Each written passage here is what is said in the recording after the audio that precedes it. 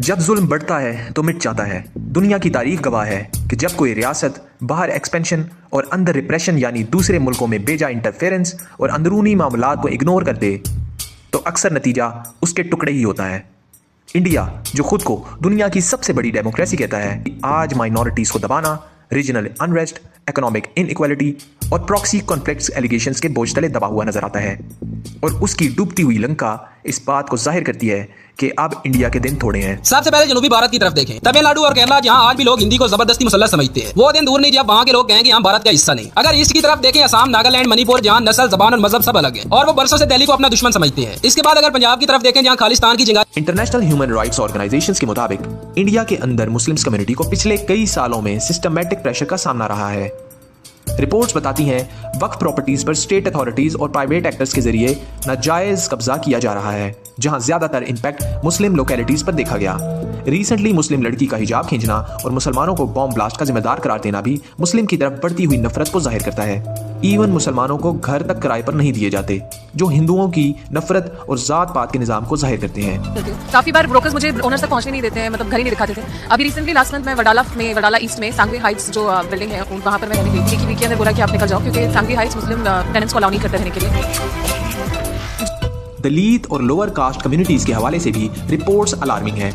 National crime record bureau के मुताबिक दलित के खिलाफ क्राइम हर साल हजारों रिपोर्ट्स होते हैं। हिंदू मॉब्स का दलित पर हमला, सोशल बाइकॉट और लैंड रिलेटेड वायलेंस अभी भी इंडिया के अंदर देहातों में मौजूद है। बेटे के साथ मर्डर हुआ। कब जानकारी हुई आपको? जानकारी 2 तारीख को हुई। क्या मांग करते हैं सरकार? सरकार से मांग यही करते हैं कि उनका घर जिस तरह मैं भी रख रहा हूँ उस तरह का उनका घर भी बिखेगा और मारने वालों को फांसी की सजा दी जाएगी। पब्लिक और प्राइवेट सेक्टर्स में मुस्लिम्स और माइनॉरिटी कैंडिडेट्स के रिप्रेजेंटेशन पॉपुलेशन के प्रोपोर्शन से काफी कम है, यानी मुस्लिम्स को जॉब्स सेक्टर में भी दुश्वारियों का सामना है। इनफॉर्मल डिस्क्रिमिनेशन और network based hiring silent barrier बन चुकी है। Most people who tell me that we are non-vegetarians, we face the same.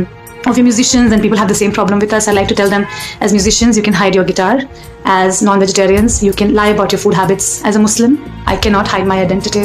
My name is Maria Salim, and I will always be Maria Salim. कई Sikh activist और overseas Sikh leaders के कत्ल और mysterious death ने international concerns पैदा किए हैं। Canada, UK और यूएस में सिख लीडर्स के हवाले से कनाडा की हुकूमत ने प्रॉपर एविडेंस दिए कि रॉ कनाडा में ये कत्ल करवाने में पेश है और यहाँ पर सिखों की आवाज को दबाने की नाकाम कोशिश कर रही है। Over the past number of weeks, Canadian security agencies have been actively pursuing credible allegations of a potential link between agents of the government of India and the killing of a Canadian citizen, Hardeep Singh Nijjar. Sidhu Moosewala और deep Sidhu जैसे social stars का कत्ल भी raw से जुड़ता नजर आ रहा है, जो माइनॉरिटीज के अंदर इनसिक्योरिटी को डीपन करता है। जो सरकारी बंदे लोकेशन होती है दे रहे हैं फोन दिया ट्रेस करके। ये कितनी बड़ी गल तुसी कह रहे हो कि सरकारी बंदे लोकेशन दे रहे हैं, ये कोई कुछ आएगा मेरा कुछ आएगा सब कुछ आएगा। सॉरी, इंडियन मीडिया भी इस प्रोपेगेंडा में पेश है। इंडिपेंडेंट जर्नलिस्ट ग्रुप के मुताबिक प्रो गवर्नमेंट एंकर्स और चैनल्स को प्रमोट किया जाता है। इंडियन मीडिया ने हमेशा पब्लिक एंगर को एक्सटर्नल एनिमीज की तरफ डाइवर्ट करने के लिए रोल प्ले किया है। हमने पाकिस्तान को सबक सिखाना है और हर मोर्चे पे सिखाना है। पाकिस्तान आतंकवादी देश घोषित हो, इसके लिए भी हमारा प्रयास है, क्योंकि प्रमाण है कि आतंक की घटना जो भारत में हो रही है उसमें पाकिस्तान का हाथ है। अगर हम आसाम और बिहार की तरफ चलें तो वहां पर औरतों को रेप करना, आसाम के मर्दों को टेररिस्ट कह के कत्ल करना और बांग्लादेश में जबरदस्ती डिपोर्ट करके उनकी ज़मीनों पर कब्जा करना, ये इंडियन हिंदुओं की मेंटालिटी है। ज़्यादातर टारगेट गरीब और माइनॉरिटी कम्युनिटीज को किया जाता है। They beat me hard. Now I don't know where's my husband, but I won't stop and I'm gonna burn this flag once more. This won't keep me silent anymore. Long live Nagaland. Shame on you, India. India की ज़्यादा तादाद औरतों पर मुश्तमिल है, लेकिन औरतें भी इंडिया में सेफ नहीं। NCRB रिपोर्ट्स के मुताबिक इंडिया में रेप और सेक्सुअल वायलेंस के केसेस हर साल बढ़ते जा रहे हैं। कन्विक्शन रेट लो रहने की वजह से फियर और एंगर बढ़ता जा रहा है। वुमेन राइट ग्रुप्स वार्न करती हैं कि law enforcement judicial delay social stability के लिए खतरनाक सिग्नल है। इंडिया जिंदाबाद, इंडिया जिंदाबाद, पाकिस्तान मुर्दाबाद, इंडिया जिंदाबाद, पाकिस्तान मुर्दाबाद। हिंदुस्तान जिंदाबाद, पाकिस्तान मुर्दाबाद। कश्मीर के हवाले से लड़कों को बेजा तशद्दुद करना, पैलेट गन्स और टॉर्चर सेल्स का आम इस्तेमाल और पैरा एसएफ जैसी दरिंदा फोर्सेस का इस्तेमाल इस बात को जाहिर करता है कि ये बस जुल्म की जुबान समझते हैं।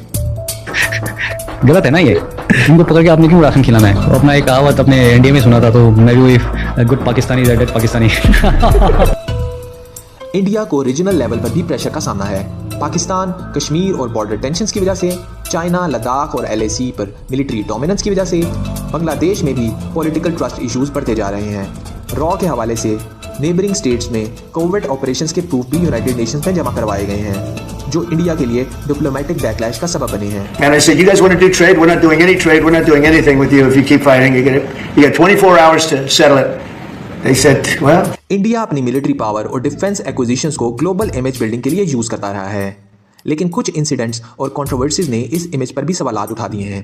If you look at India and Pakistan, they were going at it. 7 planes were shot down. 7 brand new, beautiful planes were shot down, and they were going at it. 2 big nuclear powers. India China के सामने defensive है, पाकिस्तान के साथ permanently hostile है, neighbours के साथ उसका trust deficit मौजूद है और वेस्ट के साथ ट्रांजैक्शनल। इस पोजीशन में इंडिया का ज़्यादा देर सर्वाइव करना नामुमकिन है।